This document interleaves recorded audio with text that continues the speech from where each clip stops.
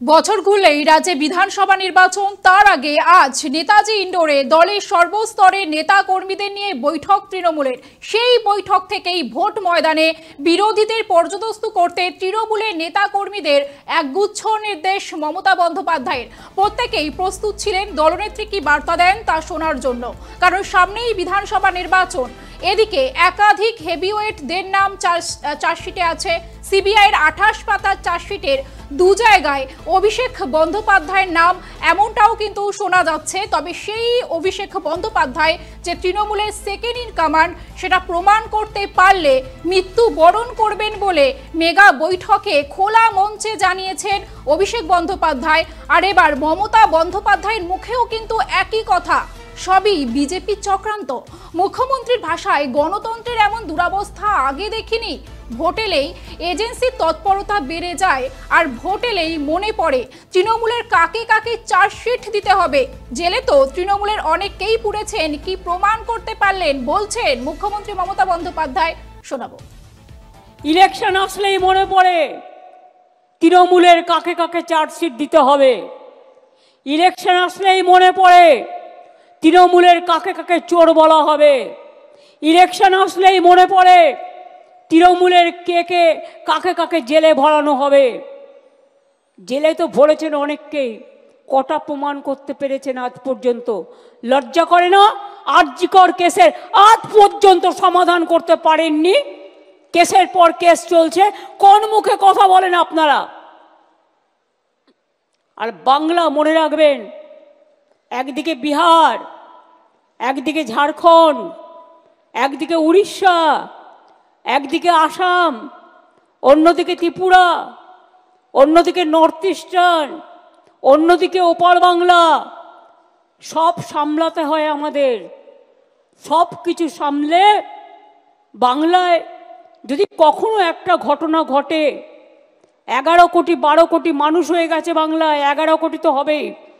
Census হলে বুঝতে পারবেন, কারণ 2009-এর সেন্সাসের আজকে প্রায় অনেক বছর পার হয়ে গেছে, এটা কাউন্ট হয়নি। বুঝতে পারবেন যে আমাদের লোক সংখ্যা কতটা এক্স্যাক্টলি, কারণ আমরা পরিষেবা দিতে গেলে সেটা বুঝতে পারি। আমার যদি 9 কোটি মানুষকে স্বাস্থ্য সাথী দিতে হয়, 9 কোটি মানুষ মানে ইন্ডিভিজুয়াল পায় তার পরিবার অনুযায়ী, যদি আমাকে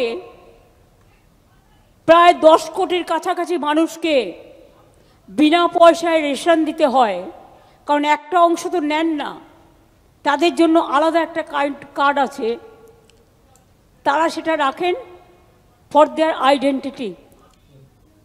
শুধু তাই নয়, মুখ্যমন্ত্রীর আরও সংযোজন। তৃণমূল কংগ্রেসের নেতাদের ফোন ট্র্যাপ করা হচ্ছে, মিথ্যে কেস দেওয়া হচ্ছে, এমনকি নির্বাচন কমিশনকে নিয়েও প্রশ্ন তুলেছেন তৃণমূলের সুপ্রিমো মুখ্যমন্ত্রী মমতা বন্দ্যোপাধ্যায়। কি বলছেন শুনুন। ফোন ট্র্যাপ করে তৃণমূল কংগ্রেসের লিডারদের, মিথ্যে কেস দেয়, মিথ্যে বদনাম করে, ছলনা করে। ওদের টাকার জোর আছে, ওদের এজেন্সির জোর আছে, ওদের কি জোর নেই বলুন?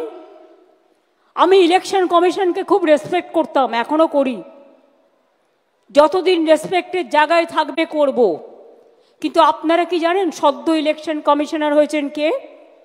আমি শুধু পরিচয়টা দিচ্ছি আপনাদের জানবার জন্য, জেনে রাখা উচিত।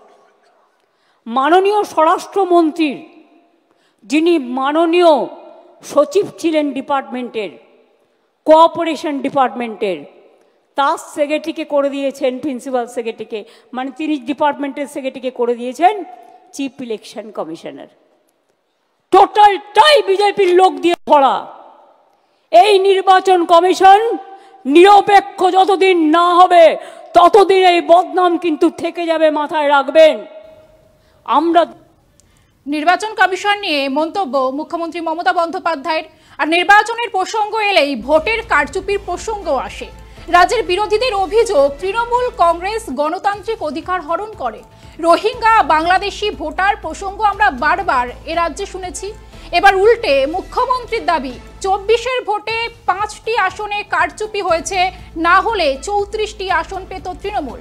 শুনুন।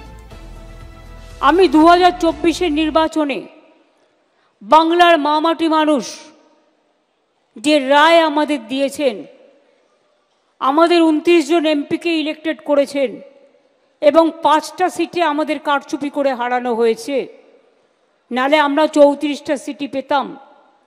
এবং আমাদের কিন্তু আজকে রাজ্যসভা এবং লোকসভা নিয়ে মনে রাখবেন আমাদের 42টা আসন আছে এবং একমাত্র দল তৃণমূল কংগ্রেস যাদের লোকসভায় নির্বাচিত সাংসদ মেয়েদের সংখ্যা হচ্ছে 39%, যেটা আর কোথাও নেই। ইলেকশনের আগে 33% ফর রিজার্ভেশন অনেকে বলেন, কিন্তু কার্যক্ষেত্রে দেন না, কিন্তু আমরা দিই। তার কারণ আমরা দিই মানে হারা সিটে দিই না, আমরা দিই যেখানে সে জিততে পারে এবং জেতার জন্য কাজটা করা হয়। আমি বলতে পারি আমার লোকসভা এবং রাজ্যসভা বাংলার রয়্যাল বেঙ্গল টাইগারের মতো তারা লড়াই করে। আমি সংসদীয় টিমের নেতা, এখানে সুদীপ বন্দ্যোপাধ্যায়, কল্যাণ ব্যানার্জি, ডেরেক ওব্রায়েন, সাগরিকা সহ সকলে আছেন। আমি সকলকে বলবো আপনাদের অনেক অনেক ধন্যবাদ। সামনেই বিধানসভা নির্বাচন, একটা যে হাড্ডাহাড্ডি লড়াই হবে তা মনে করছে বিরোধীরা। তবে মমতা বন্দ্যোপাধ্যায়ের মতে তৃণমূল কংগ্রেস বাংলার আদর্শ দল, তারা বাংলার মাটিটাকে জানে বোঝে। তৃণমূল কংগ্রেস বাংলার একমাত্র দল যারা বাংলার মাটির গন্ধ বোঝে। কি বলছে মুখ্যমন্ত্রী দেখুন। আমি নিজেও একজন কর্মী বলে পরিচয় দিতে ভালোবাসি প্রথম থেকেই, এবং আমরা তৃণমূল স্তরের কাজ করা লোক, মাটিটাকে আমরা চিনি, আমরা মাটির লোক, তাই আমাদের নাম মা মাটি মানুষ।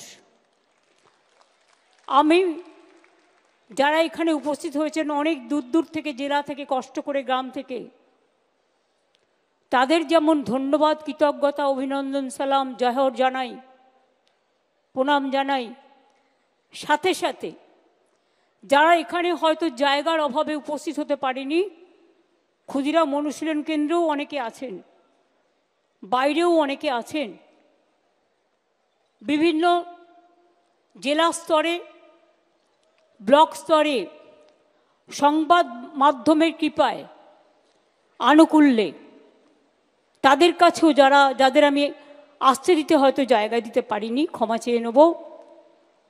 কারণ এমন কোনো জায়গা নেই যেখানে মিটিং ডেকে সবাইকে একত্রিত করা যায়। মেগা বৈঠকে মমতা বন্দ্যোপাধ্যায়ের এই ঘোষণা রাজনৈতিক মহলে বড় প্রভাব ফেলেছে। সাম্প্রতিক লোকসভা নির্বাচনে বাংলায় বিজেপির আসন সংখ্যা কমে যাওয়ার পর থেকেই দলীয় কৌশলে জোর দিয়েছে তৃণমূল। এবার বিধানসভা ভোটের আগে সেই প্রস্তুতি আরও জোরালো হতে চলেছে, এমনটাই কিন্তু মনে করা হচ্ছে। মমতা বন্দ্যোপাধ্যায়ের জনপ্রিয়তাকে হাতিয়ার করেই 26-এর নির্বাচনে 215-র বেশি আসন জয়ের লক্ষ্যে ঝাঁপাচ্ছে তৃণমূল। এবারও বাংলায় রাজনৈতিক ময়দানে কি খেলা হবে স্লোগানে নির্ণায়ক হবে নাকি অন্য কিছু, সেই দিকে আমাদের নজর থাকবে। ততক্ষণে দেখতে থাকুন 24 আওয়ার্স টিভি, সবার পাশে সবসময়।